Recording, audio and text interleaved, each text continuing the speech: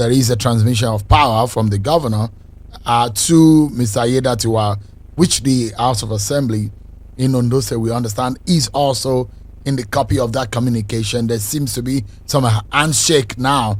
But it appears that you and some of your colleagues, you held a town hall today. You're still not happy. I saw some posts. What more are you expecting from Governor Akeredolu? You know, they said those who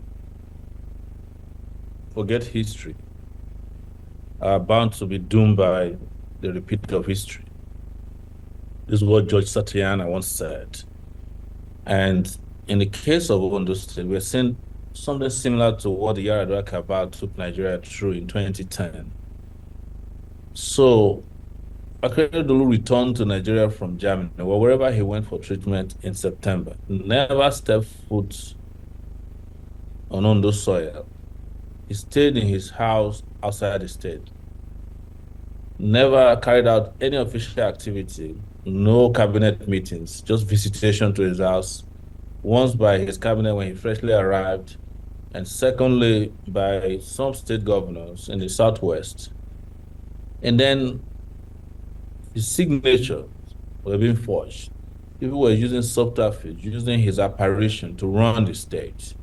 And then when pressure comes, they turn around and say, hey, he's going to go back on another medical leave, forgetting that we're not stupid.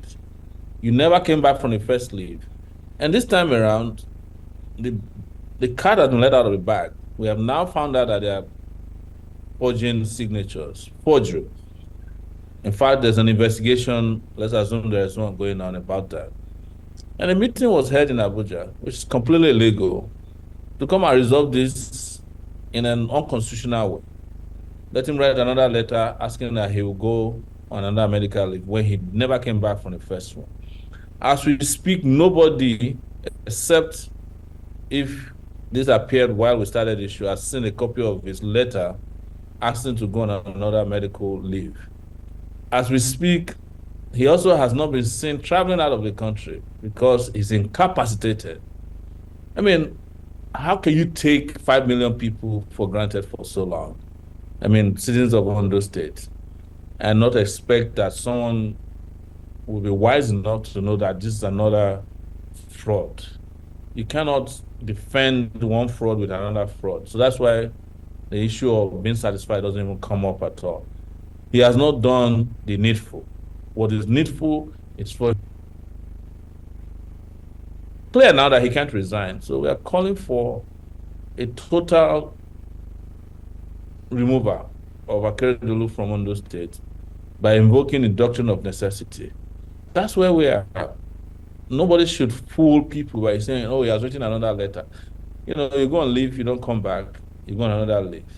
Even you and I know that when we work with companies, you can take 3 days off. If it's more than 3 days, you have to present the medical report. In this case, nothing like that has happened. Nobody knows. Nobody can even tell you where he is. We just assume that he's in his personal house in Ibadan or your state. That's unacceptable. But Mr. Shore, if I may jump in, are you still with me? Yeah, okay. I'm with you. I can hear fantastic. You loud and clear. So the question is, there are those who will be saying, why would you be asking for his resignation? The man has since said he's going back for medical leave. Why would he be asking for his resignation? I'm no longer asking for his resignation. I can tell you that he's no longer cognitively capable of resigning. He can't even sign his signature. They have to forge it. The reason why they didn't forge it this time was because everybody is now wise. They figured out that this forgery has gone on for too long. And the forgery of his signature has cost Ondo State over $7.9 billion. 7.9 billion naira. So what are we still talking about here? You're a journalist. Do you know where Akeredolu is? Have you spoken to him? Do you know whether he's the one who even decided that he's going on another medical leave? You don't know. People can't just be making these decisions and holding Ondo State to ransom. And I want to make it clear. I'm not doing this because I'm from Ondo State. I've always done what is right. Anything that my conscience tells me is right. I did it in Taraba when they were manipulating people in Taraba, when their former governor, Sontai, who was in a in an airplane Mr. Shaw, accident. yeah, Mr. Shaw. So one thing is here. I mean, Yes. there are a lot of people who have come up to say there was a situation of forgery. There were Yes. situation where they were not certain that it was the governor Rotimi Akeredolu signing some document. I mean, in that sense, what would you be asking? Because if there is a situation of forgery, the governor needs to also attest to it, but I'm not sure he's readily available for that to happen.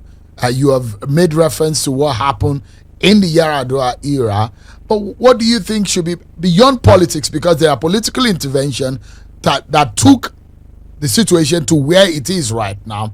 What do you imagine should be happening in that respect? Every decision around Akeredolu's return to office on lack of capacity to run is political. He's a political figure. Nobody should say this is not political. I don't know what else it is. He should just leave. But I'm saying I've come to a conclusion based on the information that I have at my disposal that he cannot even resign because he's incapacitated. The operating word is incapacitation. So in that case, you use extraordinary legal measures, and that's where the doctrine of the doctrine of necessity becomes, a must. But the problem is that, the Ondo State political operators, particularly the Speaker of the House of Representatives, is also in on it. The security agencies are in on it. This is their perfect. What do you mean when you say they are in on it? I mean, do you have evidence? What exactly are the clues that you have when you say they are in on it? We now have evidence from a member of his cabinet that is forgery. That's a criminal activity. And we also have evidence that security agencies in the state, particularly the DSS, don't want anything to be done. They like the situation because I'm sure they are benefiting from the forgery, particularly monies that are coming through the security votes, which is never accounted for. So it's the same thing with Yaradua. This is a repeat of history, and it's a tragedy now. But this don't have to continue, and there's no way around this. We can't keep skirting around it by saying, "Oh, the issue has been resolved." No, it's not been resolved. We have not taken the right steps in resolving it, so that this don't repeat itself. So you are of the opinion that it is not the governor that resigned. That is what you're saying. That you're not sure that it was the governor that made the resignation himself. You are saying that he doesn't have the capacity to resign. You are saying that he's not aware of his resignation. He's not. So let me make it very clear. Akeredolu, as of today, that I know of, I don't know what will happen tomorrow morning, cannot talk. He can't stand up by himself. He cannot do anything. He's incapacitated. He's got cancer. And I'm not mocking him by saying, I'm just providing context to where we are. And he can't do anything. It's possible that by tomorrow morning he'll be fine, but I doubt that will be the case considering the prognosis. I think it's bad. And this is why Nigeria is just one different basket case. In other climes, you would by now be aware of what is wrong with the governor. His doctors will be addressing the press every day. They won't hide anything. But here, we just love to hide things. We don't like transparency. And when anybody is pushing for it, we say, "Oh, are you not a human being? Can't you be sick too?" But the truth is that when Akeredolu was the NBA president, Nigeria Bar Association, he did exactly the same thing, which was conscientious at that time, telling Yaradua, "Go resign because you're not well." So why should we treat him and members of his cabal differently this time?